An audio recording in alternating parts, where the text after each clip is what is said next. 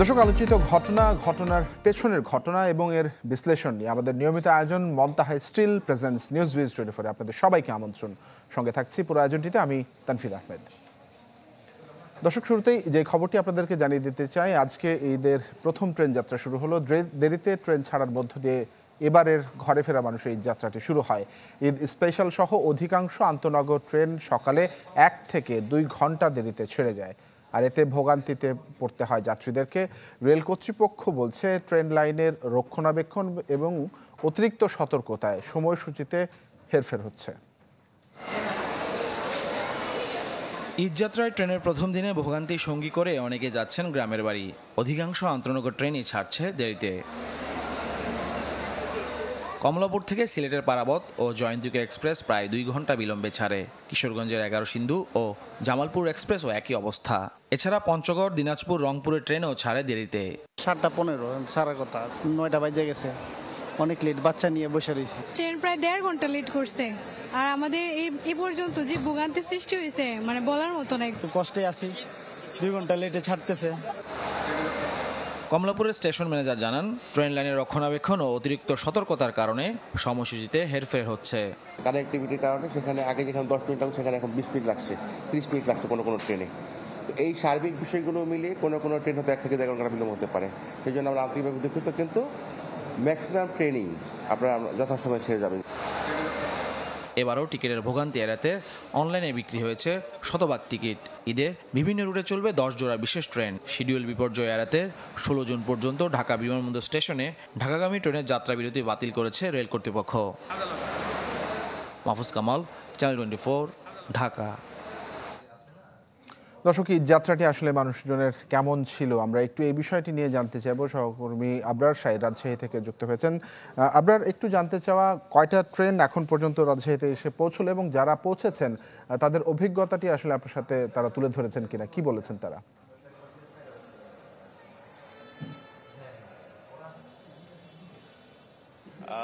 মূলত একটি মাত্র ট্রেন যেটি দুপুরবেলা ঢাকা থেকে ব্যাক করেছে, সেটি ধূমকেতু এক্সপ্রেস, এবং সেটি আবার পরবর্তীতে বিকেল 4টিতে পদ্মা এক্সপ্রেস হয়ে যাবার কথা ছিল। তবে আজকে মঙ্গলবার ট্রেনের বন্ধ রয়েছে। আমরা যতটা জানি যে গেল 3 থেকে 4 দিন রোববার থেকে মূলত ট্রেনগুলো সাপ্তাহিক ছুটি শুরু হয়েছে। তার আগের ঘটনা যদি বলি তাহলে ট্রেনগুলো যথারীতি লেট ছিল 1.5 থেকে 2 ঘন্টা ব্যাপী, এবং প্রত্যেক দিন সকাল 6টায় যে ট্রেনটি যায় বনলতা এক্সপ্রেস, সেই বনলতা এক্সপ্রেসটি কিন্তু সকাল 6টায় এখান থেকে ছেড়ে গেলেও ফিরতে সন্ধ্যা 6টার পরপর রাজশাহীতে ঢুকবার কথা থাকলেও সেটি ফিরতে প্রায় 9টা বেজে যাচ্ছে। আজকে যেহেতু ঈদ স্পেশাল ট্রেনগুলো রওনা দিয়েছে ঢাকা থেকে, এখন পর্যন্ত একটি বাদে অন্য কোনো ট্রেন এসে পৌঁছয়নি। সিল্ক সিটি যেটি আসবার কথা রাত 9টার পর, এছাড়া বনলতা এক্সপ্রেসের আসবার কথা সন্ধ্যা 6টা বেজে 25 মিনিটে, কিন্তু সেটিও দেরি হতে পারে বলে স্টেশন ম্যানেজার আব্দুল করিম জানাচ্ছেন আমাদেরকে। আমরা জানতে চেয়েছিলাম যে ট্রেনগুলো কেন লেট করছে কিংবা কি পরিস্থিতি এখন পর্যন্ত। তিনি যেটি জানাচ্ছেন, রাজশাহী থেকে ঢাকা সরাসরি সিরাজগঞ্জ যমুনা সেতু হয়ে যে ট্রেনগুলো যায়, সেখানে নতুন একটি রেল সেতু হচ্ছে, যেটি খুব শিগগিরই উদ্বোধন করবার কথা রয়েছে। কিন্তু সমস্যা হলো যে এই ট্রেনগুলোকে সচল রেখে আবার রেল সেতুর কাজ এগিয়ে নেওয়াতে কিছুটা বিলম্ব হচ্ছে যমুনা সেতুর ওই পারে এবং এই পারে। ফলে ট্রেনগুলো ঢাকা থেকে যমুনা সেতু পর্যন্ত খুব ভালোভাবে এলেও যমুনা সেতু থেকে রাজশাহী পর্যন্ত আসতে কিছুটা বিড়ম্বনা হচ্ছে, লেট হচ্ছে প্রায় 1 থেকে 1.5 ঘন্টা। যদিও তারা এই বিলম্বতা কাটিয়ে ওঠার চেষ্টা করছেন। রোববারে একটি ট্রেনের ছুটি ছিল, সোমবারে ছিল ধূমকেতু ট্রেনের ছুটি, আজকে মঙ্গলবার পদ্মার ছুটি ছিল, এবং এ বাদেও কিন্তু আরেকটি ট্রেন রয়েছে মধুমতি, যেটি দুপুরবেলা রাজশাহী থেকে ঢাকার উদ্দেশ্যে রওনা দেয় পদ্মা সেতু হয়ে। ফলে এখন আজ থেকে যেহেতু শুরু হয়েছে এবং রেল কর্তৃপক্ষের দাবি যে আগামী কয়েকদিন এটি মোটামুটি স্বাভাবিক থাকবে, যথারীতি ট্রেনগুলো যথাসময়ে ছেড়ে যাবে এবং যথাসময়ে ছেড়ে আসবে। কিন্তু মাঝখানে এখন এই 3 দিন 4 দিন পর ঠিক ঈদের আগ দিয়ে আমরা যদি বলি শনিবার রোববার, এই সময়টাতে আসলে কি হবে সেটি এখন পর্যন্ত ঠিক বলা যাচ্ছে না। তবে হাতে 1 ঘন্টার সময় ধরে রাখতে বলছেন রেল কর্তৃপক্ষ, এবং তারা বলছেন যে টিকিট যেহেতু অনলাইনে দেওয়া হয়েছে ফলে রেল স্টেশনে খুব বেশি ভিড় নেই, তবে 25% টিকিট স্ট্যান্ডিং রাখা হয়েছে যাতে বিপদে আপদে মানুষ যেতে পারে, এবং সেই স্ট্যান্ডিং টিকিট ছাড়া এসি বাদে অন্য কোনো কোচে তারা উঠতে পারবেন। কিন্তু বিড়ম্বনা খুব একটা নেই, যারা যেতে চাইছেন ঢাকাতে তারা এরই মধ্যে অনলাইনে টিকিট কেটে ফেলেছেন, যারা ফেরত আসছেন তারাও কিন্তু অনলাইনে টিকিট কেটেছেন। এখন পর্যন্ত মোট 5টি ট্রেন রাজশাহী থেকে ঢাকা যায়। একটি হচ্ছে বনলতা, তারপরে সিল্ক সিটি, পদ্মা এক্সপ্রেস এবং ধূমকেতু। এর বাইরে মধুমতি এক্সপ্রেস একটি। মোটামুটি আজকের পর থেকে এটি যথারীতি যাওয়া আসা করবে। এর বাইরে খুলনায় রয়েছে 2টি ট্রেন এবং রাজশাহী থেকে পঞ্চগড়ে 2টি ট্রেন আছে। এছাড়া কমিউটার ট্রেন যেগুলো আছে সেগুলো কিন্তু চলাচল করছে।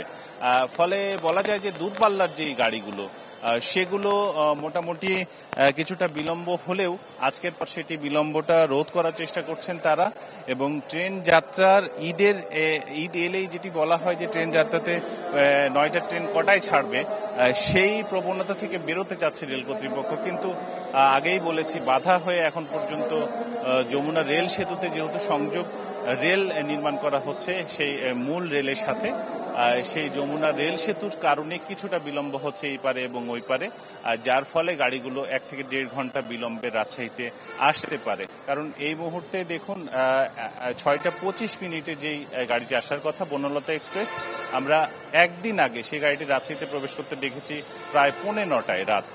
ফলে এই ধরনের ঘটনা ঘটছিল, কিন্তু বনলতা এক্সপ্রেসেরও কিন্তু একদিন ছুটি রয়েছে শুক্রবারে।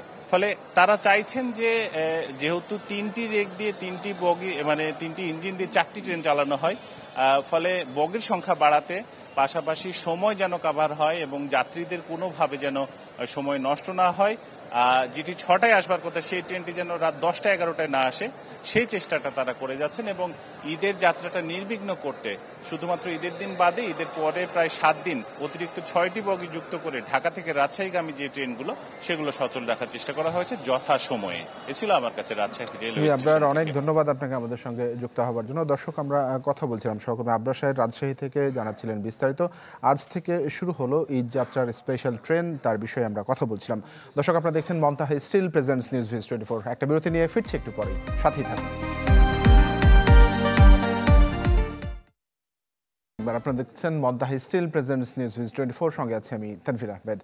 দর্শক, এবারে যে সংবাদটি আপনাদেরকে জানিয়ে দিতে চাই, পুলিশ এবং বিচারকের যৌথ ভুলে অবিচারের শিকার হয়েছেন 13 বছরের এক শিশু। তাকে 28 বছর দেখিয়ে বিচার করবার পর দেওয়া হয়েছে ফাঁসির রায়। যে বছর খুনের ঘটনাটি ঘটে সেই বছর জেএসসি পরীক্ষার্থী ছিল গৌরব। মাসুদুর রহমানের রিপোর্ট। ভাইকে মুক্ত করার আইনি লড়াইয়ের লড়াকু রাজধানীর মোহাম্মদপুরের কাজী সাবিকুন নাহার। সাবিকুন নাহারের ভাইয়ের নাম গৌরব। 2014 সালে সপরিবারে চাঁদপুরে ঈদ করতে যায় গৌরব। সে বছরই জুলাই মাসে কচুয়ায় অলিউল্লাহ মৃধা নামে একজন খুন হন। এ মামলা 13 বছরের গৌরবকে 28 বছর দেখিয়ে আসামি করা হয়। বয়স পরীক্ষা না করেই গৌরবকে 2016 সালে পলাতক দেখিয়ে মৃত্যুদণ্ড দেন চট্টগ্রামের দ্রুত বিচার ট্রাইব্যুনাল। আমার বাসায় নক করে আমাকে জিজ্ঞেস করছে যে কাজী গৌরব আপনার ভাই? আমি বলছি জি। বলে কেউ কোথায়? আমি বলছি স্কুলে গেছে। অথচ তাদের নথিতে কিন্তু আমার ভাইয়ের বয়স 28-29 বছর। আশেপাশের প্রতিবেশীদের থেকে যখন জানতো যে বাচ্চা তো ছোট, ও তো স্কুলে পড়ে, ক্লাস 8-এ পড়ে, 9-এ পড়ে, হ্যাঁ, তখন কিন্তু ওনারা চইলা যাইতো। নিম্ন আদালতের এই ভুলের ধারাবাহিকতা দেখা যায় হাইকোর্টেও। 2022 সালে গৌরবকে পলাতক দেখিয়ে এবার তার ফাঁসির রায় কমিয়ে দেয়া হয় যাবজ্জীবন কারাদণ্ড। চলতি বছর 24 মার্চ তাকে গ্রেপ্তার করে পুলিশ। বুধবার আপিল বিভাগে ভুল বিচারের অভিযোগ এনে লিপ্ট আপিল করেছে গৌরব। 13 বছর বয়সে থাকাকালীন তাকে শত্রুতামূলক 28 বছর বয়স দেখিয়ে মামলা দেওয়া হয়েছে এবং সেই 13 বছরের ছোট্ট ছেলে, বাবা নেই, মা এত কিছু বুঝতে পারে নাই। সে কোর্ট কাচারি আইন এগুলা সম্পর্কে অতটা অবগত না থাকায় তারা কোর্টে আসে নাই, যার ফলে সে অনুপস্থিত থাকায় তাকে পলাতক দেখিয়ে তার বিরুদ্ধে রায় চলে আসে। 23 বছর বয়সী গৌরব এখন তিতুমির কলেজের অর্থনীতি বিভাগের 3য় বর্ষের ছাত্র। আমি চাই পুনরায় এই মামলার তদন্ত হোক। আমি চাই আমি সঠিক বিচার পাই। মাসুদুর রহমান, চ্যানেল 24, ঢাকা। কুয়েতের মাগনাফ শহরের একটি 6তলা ভবনে অগ্নিকাণ্ডে মৃত্যু হয়েছে অন্তত 41 জনের। দগ্ধ হয়েছেন আরও অনেকেই।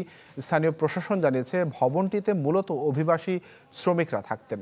স্থানীয় সময় ভোর 6টায় একটি ফ্লোরের রান্নাঘর থেকে আগুনের সূত্রপাত হয়। আগুন ছড়িয়ে পড়ে ভবনটির অন্য অংশেও। আটকা পড়েন বাসিন্দারা।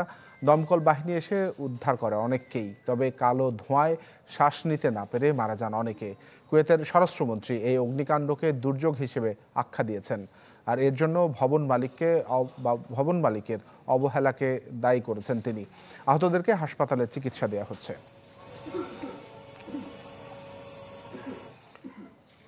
দর্শক, প্রায় 3.25 লাখ প্রবাসী কুয়েতে থাকেন, বাংলাদেশি প্রবাসী।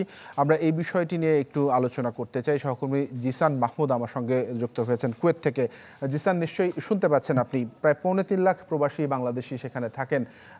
বাংলাদেশের রাষ্ট্রদূতের পক্ষ থেকে কোনো ধরনের উদ্যোগ গ্রহণ করা হয়েছে কিনা এবং সেখানে কোনো বাংলাদেশি আছেন কিনা, কি বলেছেন তিনি? তানভীর, আপনি জানেন আজকে কুয়েতের ইতিহাসে একটি কালো দিন, কারণ এর আগে এরকম ঘটনা ঘটেনি। অগ্নিকাণ্ডের ঘটনা ঘটলেও কিন্তু 43 জন প্রবাসী, যার অধিকাংশই কিন্তু ভারতীয় নাগরিক, তারা মৃত্যুবরণ করেছে। এবং আমি খোঁজ নিয়ে জানতে পারলাম এখন পর্যন্ত এখানে কোনো বাংলাদেশের খবর পাওয়া যায়নি। তো এখানে অগ্নিকাণ্ডের পরপরই কিন্তু কুয়েতের স্বরাষ্ট্র মন্ত্রণালয়ের স্বরাষ্ট্রমন্ত্রী ঘটনাস্থল পরিদর্শন করেছে এবং তিনি সব রকমের সহায়তার আশ্বাস দিয়েছেন। শুধু ঘটনাস্থল না, যেসব হাসপাতালগুলোতে আহতদের চিকিৎসা দেওয়া হচ্ছে সেখানেও তিনি গিয়েছেন এবং তিনি সাংবাদিকদের জানিয়েছেন যে যেসব অনিয়ম এখানে আছে সেগুলো খতিয়ে দেখা হবে এবং তাদের বিরুদ্ধে আইনগত ব্যবস্থা নেওয়া হবে। আমি কিছুক্ষণ আগে আমাদের বাংলাদেশ দূতাবাসের শ্রম মিনিস্টার এবং কারেন্ট অ্যাফেয়ার্স আবুল হোসেনের সাথেও কথা বলেছি, চার্জ দ্য অ্যাফেয়ার্স আবুল হোসেনের সাথে কথা বলেছি। তিনি আমাদেরকে জানিয়েছেন যে এখন পর্যন্ত এখানে কোনো বাংলাদেশি নেই। তিনি সরাসরি ঘটনাস্থলে উপস্থিত ছিলেন। সকালেই তিনি আমাকে এটা আশ্বস্ত করেছেন যে বিভিন্ন হাসপাতালেও খোঁজ খবর নেওয়া হয়েছে, যেখানে বাংলাদেশি বিভিন্ন নার্সরা কাজকর্মরত আছে। তো তিনি বলেছেন যে এখন পর্যন্ত কোনো বাংলাদেশি মৃতের খবর পাওয়া যায়নি এবং যারা নিহত হয়েছে তাদের অধিকাংশই কিন্তু ভারতীয় নাগরিক।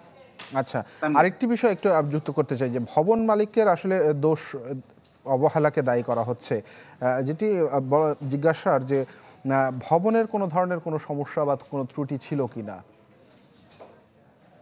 ভবনটি ছিল 6 তলা ভবন এবং আগুনের সূত্রপাত হচ্ছে একদম নিচতলায়, যার কারণে যারা এখানে ছিল তারা বের হতে পারেনি। কারণ সময়টাও ছিল কিন্তু ভোর 4:20, ওই সময় কিন্তু সবাই ঘুমন্ত অবস্থায় ছিল।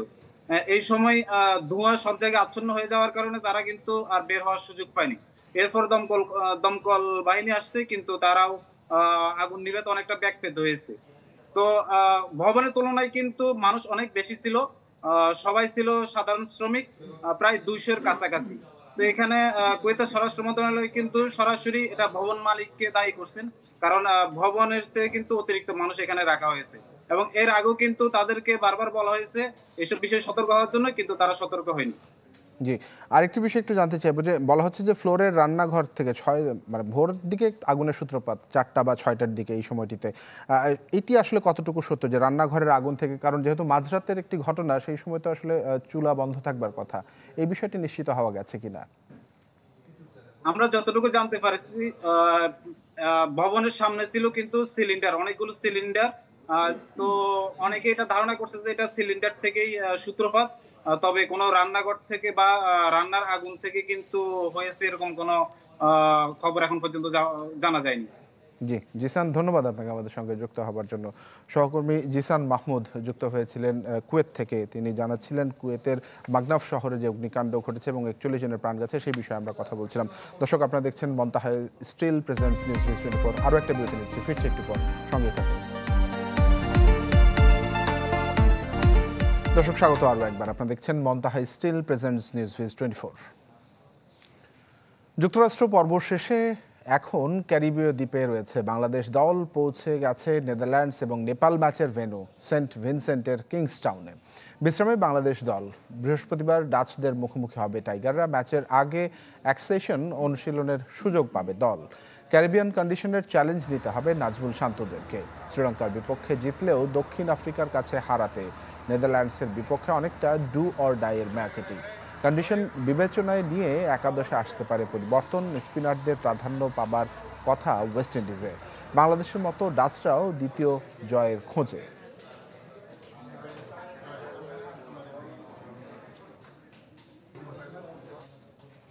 দর্শক, এই ছিল আজকের সন্ধ্যার মুনতাহা স্টিল প্রেজেন্ট নিউজ 24 আয়োজন। সঙ্গে থাকা আপনাদের সবাইকে অনেক ধন্যবাদ।